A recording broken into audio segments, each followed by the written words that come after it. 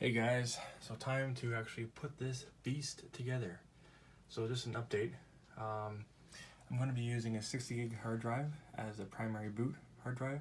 I have a stack right here. I have a bunch of drives ready to go in, a 2 terabyte and a single, no, both are 2 terabytes. So nothing too gigantic, but you know what, it'll get the job done. And we have 8 gigs of RAM here, which is the minimum for this NAS build and or NAS specs. So we'll see how it goes.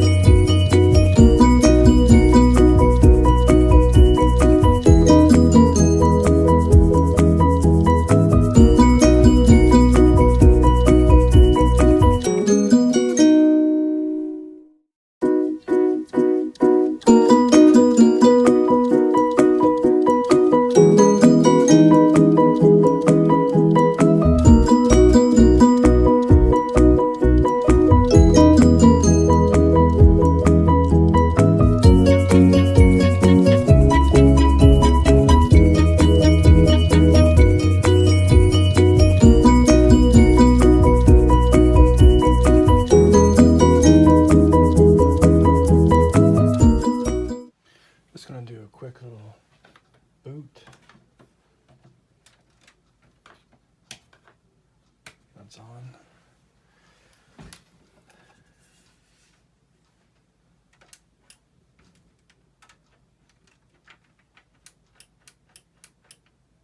No power. We now have power. Just doing a test boot. That's kind of loud.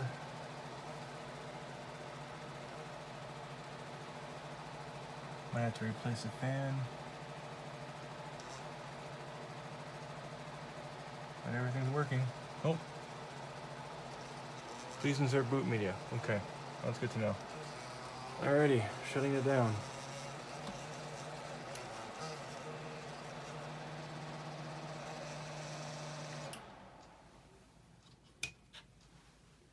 Here, I'm just heating up the heat shrink and securing it to the wires we just soldered.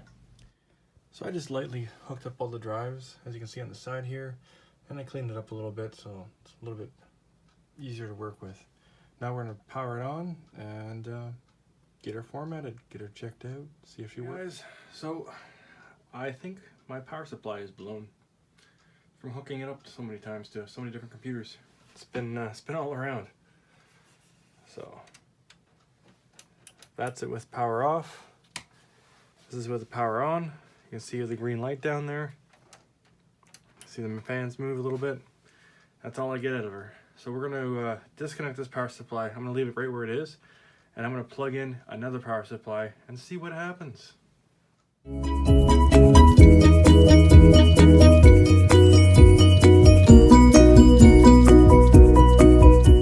So, identical power supply. I bought these at the same time. And off the same shelf when I bought them. They're only both 600 watt power supplies. However, this one, they're obviously just slightly different. This one has a 6-prong for the video, has another 6-prong for the video, but it also has the adapter built in for the 8-prong for the video. So if I knew this, I could use this power supply for the video editing PC build. However, I'm quite happy with the new power supply, seeing as this one just blew up. So these are really old, and as you can see the green light's down there. So we're going to see what happens. And there it is. So it's booting up. I'll turn this way. And we will turn this off for the moment because it's not pushing the CPU fan. So I got to figure out what's going on with that. I must have unplugged it, and we're going to go from there. Turns out one of my cables here was stuck in the fan. You'll probably see that in the video. So we're going to see what happens. Old monitor. Does it have tilt? No, it doesn't. Now it has tilt.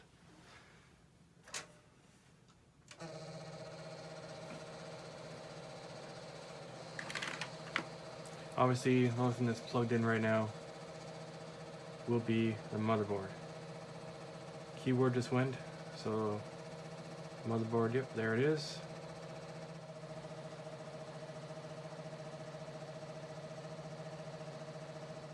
Okay, so I caught it this time. We're just gonna bend this down here.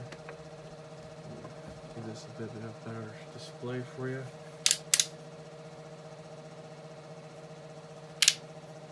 And this does very little. Probably the angle. There we go. So I'm gonna hold it here for now. Again, nothing is detected, but we don't really care. We want to go into the boot device priority, and USB is the primary boot. That's all it gives me for that. I don't really care about the CD-ROM. Yeah, it doesn't give me anything else because, well, there isn't anything else. So we're just going to escape. We're going to F10 save and exit. Escape that. F10 save and exit. Okay. So I'm going to get to hooking everything up.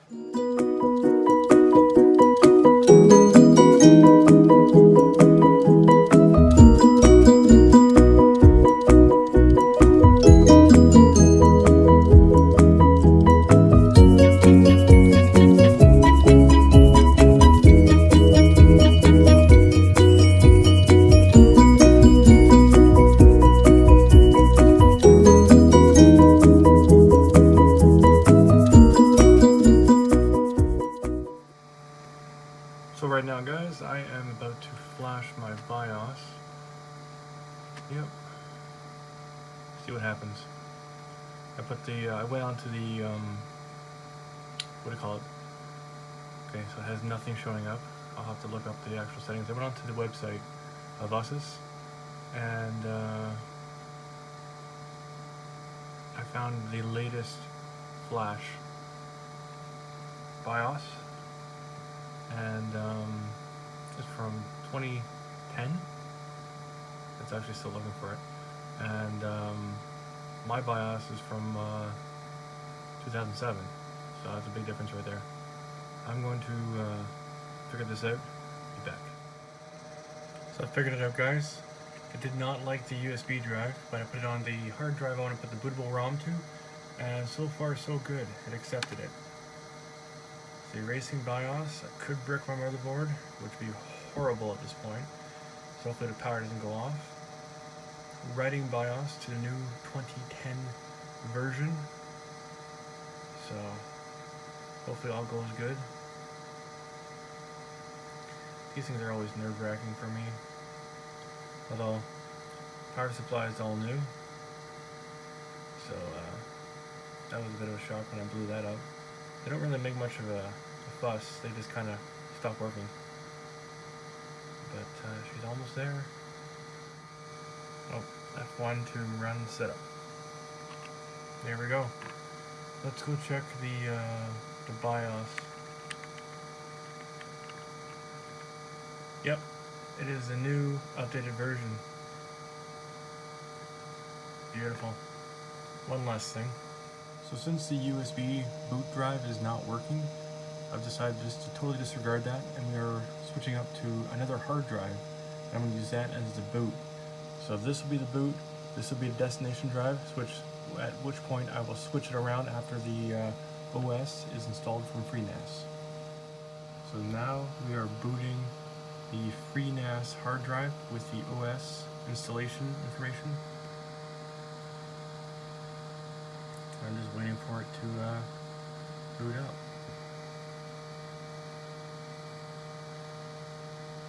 Reboot aside probably device insert print media, press any key. Damn it. So to get this, to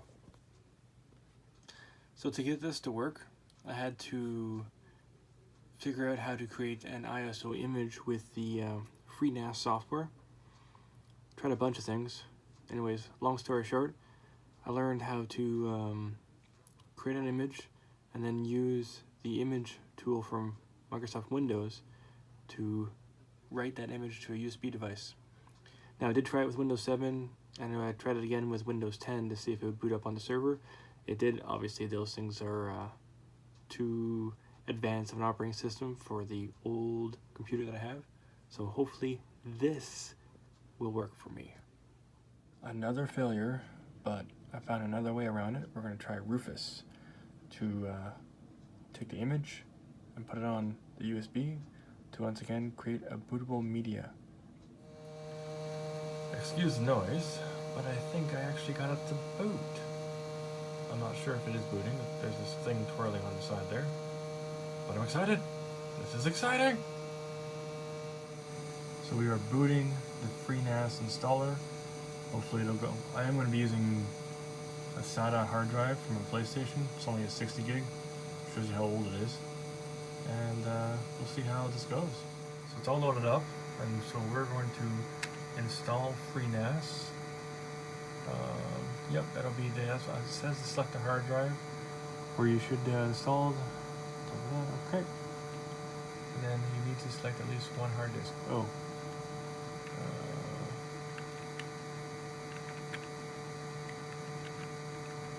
Okay. Use the arrow keys to navigate through the drives. For installation, select the drive using the spacebar. Spacebar? Enter. Yep, that's fine. Enter your root password. Cancel for no root password. Confirm password.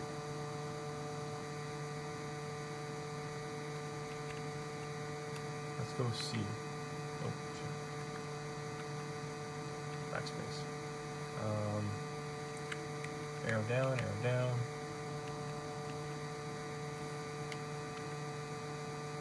Okay, FreeNAS can be booted either BIOS or UEFI mode. BIOS mode is recommended for legacy and enterprise hardware, whereas UEFI may be required for newer consumer motherboards. I'm very confused by this. So it has failed again. I can't, I finally got the boot. The installer anyways, finally got the boot. And, well, I need to learn some more stuff, because this is obviously not working. Anyways, thanks for watching. Here's just confirmation for the, says the FreeNAS installation has failed. Press enter to continue, and it'll take me back to the starting again. So obviously I'm doing something wrong. I'm not sure what that is, but I'm done for this evening.